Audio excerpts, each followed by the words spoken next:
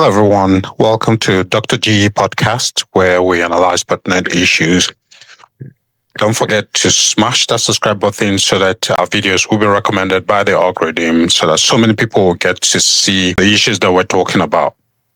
Today, we're going to be looking at the issue that is making its rounds on social media and in the media that a lot of people are really not paying attention to.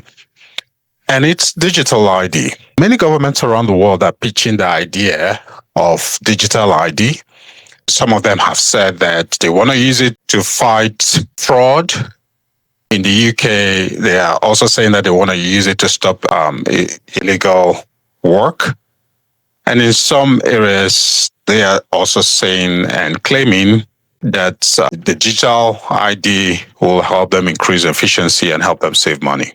Even though there are some benefits to digital ID, the dangers of digital ID is not being covered sufficiently, I would say.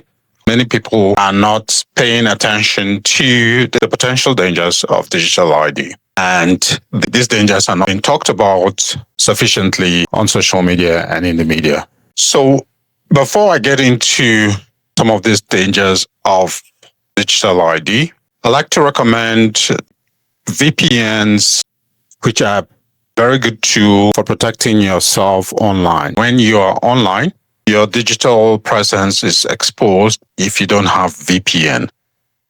And there are many VPNs out there, but the two that I'll recommend are the NordVPN. It's a very good VPN, and SafeShield VPN. These are the logos. You can click on my description below, follow my affiliate link. I do get a small commission when you use the link so that I can support this channel that I'm already building and trying to develop. I'll show you the VPN that I use and one of the benefits of using VPN. Just select there and I'll pull it up.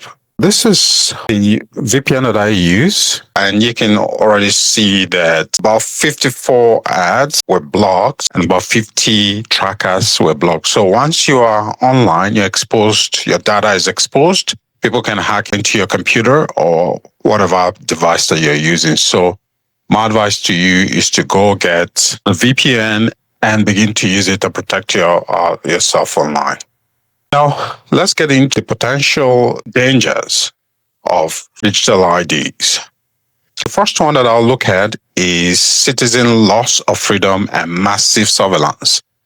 Already it's been talked about in the media. The CEO of Oracle, Larry Ellison, talked about how this digital ID could be used to conduct massive surveillance and transfer it to the authorities that are concerned. Let's take a look at that video. Your body cams will be transmitting that.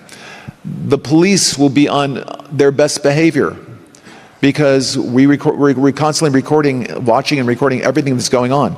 Citizens will be on their best behavior because we're constantly recording and reporting everything that's going on. When you come to government and what government's doing, there are artificial intelligence tools, and some of them I know that Oracle have developed around financial management for government.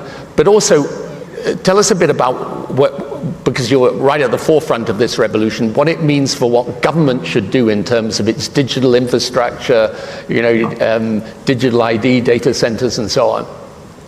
How do you take advantage of these incredible AI models? And the first thing a country needs to do is to unify all of their data so it can be consumed and used by the AI model. You have to take all of your healthcare data, your diagnostic data, your electronic health records, your genomic data. And in the Middle East, in the UAE, for example, they're incredibly rich in data. They have a lot of population data. The NHS in the UK has an incredible amount of population data, but it's fragmented. It's not easily accessible by these AI models. We have to take all of this data we have in our country and move it into a single, if you will, unified data platform. So we provide context. When we want to ask a question, we've provided that AI model with all the data they need to understand our country. So that's the big step. That's kind of the missing link. We need to unify all of the national data, put it into a database where it's easily consumable by the AI model, and then ask whatever question you like. As you can see in that video, they're already talking about using it as a tool to surveil citizens massively, which is dangerous because, as you know, Larry Ellison is one of the billionaires in the United States that supports Israel. How do we know that even the role that Israel is playing now around the world in terms of all the things that they're involved in, how do we know that data will not be collected and transferred to malicious governments that want to use it for malicious intent? That's one thing that citizens around the world have to be mindful of. The second thing here is that we see how this is being used in China. And there's a video that I'll play for you, how ID is already being used negatively. Places like China to restrict access to services that people who perhaps they disagree with or they do not like or something like that, how it's being weaponized in China. A good score brings benefits, but people with low scores lose rights. The cinema names and shames people considered untrustworthy, plastering their details, even their addresses, across big screens. It's a matter of principle. Those people have to be condemned. Those people aren't honest, so they have to pay the price. It's only right to pay your debts. You have to blacklist those that don't. The Supreme Court has created a blacklist for so-called bad citizens, those whose ratings have dropped to zero. On it are companies, but also 23 million people to date. Among them is this journalist Liu Hu. He got a little too close to uncovering corruption among high-profile party members. After being sued for defamation by the subject of a story he'd written, he was blacklisted. But he only realized when he tried to buy a train ticket and was told he was banned from traveling. That tells me I'm still on the blacklist. Punished because he's been branded untrustworthy by the state. Once you're blacklisted, you can no longer get a bank loan, start a business, buy an apartment, or even send your children to a private school.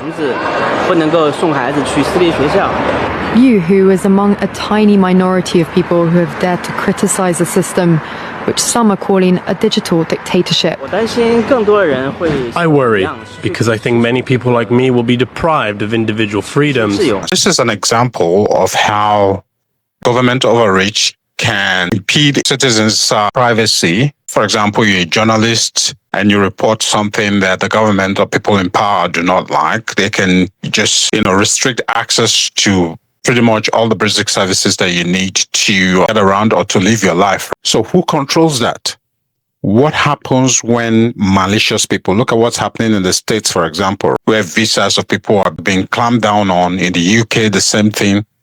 So who controls that? Who will oversee and make sure that government is not utilizing this data for malicious intents? They can just wake up,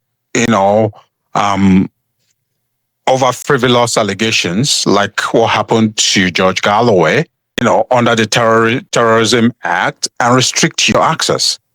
The governments, as we have seen in the past 2 years, have massive overreach or have the propensity to clamp down on people who they do not like or people who criticize things that they support. Who will oversee that? Who will make sure that this overreach will not be misused? And I'll also show you an example of a video where this government overreach is being implemented.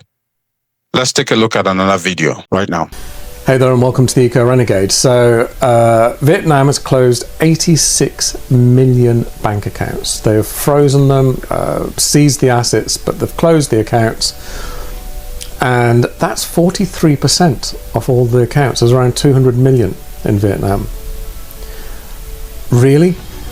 And the quote that they give is, prevent fraud and cybercrime. It's always in your best interest, except when it isn't.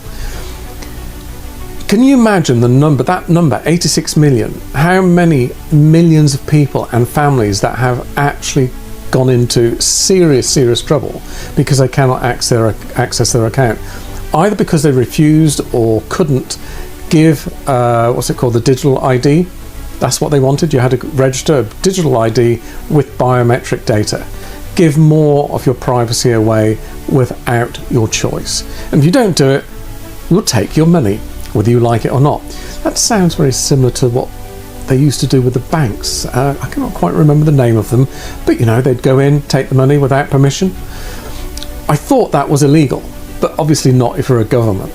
And the Canadian government has already shown us how to do this, because they closed the accounts of the truckers because of a peaceful protest.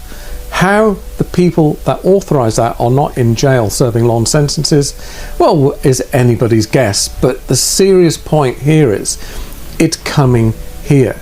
They're pushing for digital IDs. And what's going to be the pushback? When is it going to stop? We had it during COVID. Oh, just get one vaccination and you'll be fine. And then they took away your permissions after you got your vaccine and said, no, actually you need another one, and then another one. The point is, these type of people, they keep on taking more and more. The more we give away our freedom, our power, the more they'll take. We are on the edge of a cliff. We don't actually act now and start saying enough is enough, whether we have to form a brand new government, whatever it is we have to do, or just stop using cards. We have to show that we are not going to allow this or accept this. Because we all stopped going to work, or we all stopped using our cards, they'd pretty much listen to us rather quickly. And that's a choice we still have at the moment. About 86 million accounts in Vietnam was closed and access ceased. Digital ID will be used to take full control of you. That's what, just with a push of a button, the government can stop your life. You not have access to money, you not have access to anything. So this is how government overreach can use digital ID and take full control of your life. So we're going to be living in zombie countries. In a lot of countries around the world, both Western countries and global South countries, we see dictatorial, authoritarian tendencies all around. No country is shielded from these dictatorial tendencies. At least the past 2 years have shown us how the authoritarian and dictatorial tendencies can take foothold in many countries. We saw in Canada when there was this freedom convoy that drove to Ottawa.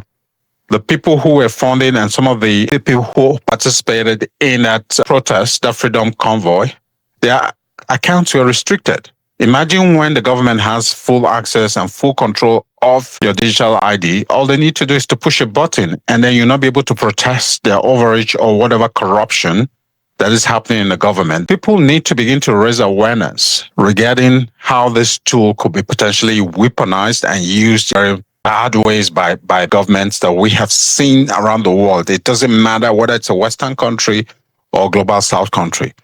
These governments around the world have the tendency to weaponize digital IDs and stop people's lives and livelihoods.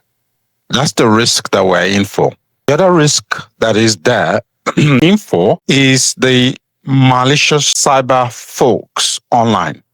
In India, there's this article where India's biggest data breach happened, where personal information of about 815 million people was released by these malicious entities. Who is going to take responsibility for that? If your biometric data gets out there in the black market, your fingerprints or your facial recognition biometric data, if it's released, you can't do a reset, right? So how is this going to be managed? What is it going to be used? Who is building the database for this? This is the article I was referring to. India's biggest data breach. Hacking gang claims to have stolen about 815 million people's personal information. This is the danger that we're going to be faced with when everybody's digital ID is there. And besides, what companies? Are they companies that are profiteering from war crimes, genocide in different places, or who is going to be storing this data? Who gets the contract for storing this data? How do we make sure that these companies that get the contract to store this data are not going to be transmitting this data to malicious governments or to be used for their own personal gains? So these are the questions that we need and citizens around the world need to begin to ask regarding this digital ID. The potential dangers of of this centralized digital ID is real. And we must begin to raise our voices and begin to question the governments who are pushing to implement this nonsense. And I'll play one more video of where Keir Starmer, the British Prime Minister, is talking about how they'll use this digital data that they're trying to gather. Let's watch that. I am announcing this government will make a new free of charge digital ID mandatory for the right to work by the end of this Parliament. Let me spell that out. You will not be able to work in the United Kingdom if you do not have digital ID. It's as simple as that. The danger, they're already saying that if you don't have a digital ID, they want to make it mandatory. And we know the people behind digital ID project in the UK. That's the war criminal Tony Blair, who receives donation to his funds by Larry Ellison. Ellison is one of the biggest donors and friends of the IDF in Israel. So there's potential danger of submitting our information to these people. It needs to be pushed back. Let me know what you think about this whole thing. Let's continue the conversation in the comment section. Go get your VPN, NordVPN or SafeShield VPN. Let me know what you think about this digital ID thing in the comment section. Don't forget to smash the subscribe button and also smash the like button so that people can see this video and begin to think and question the governments about the implementation of this digital ID thing, which poses a substantial risk to people's lives. Thank you and see you in the next video. Bye-bye.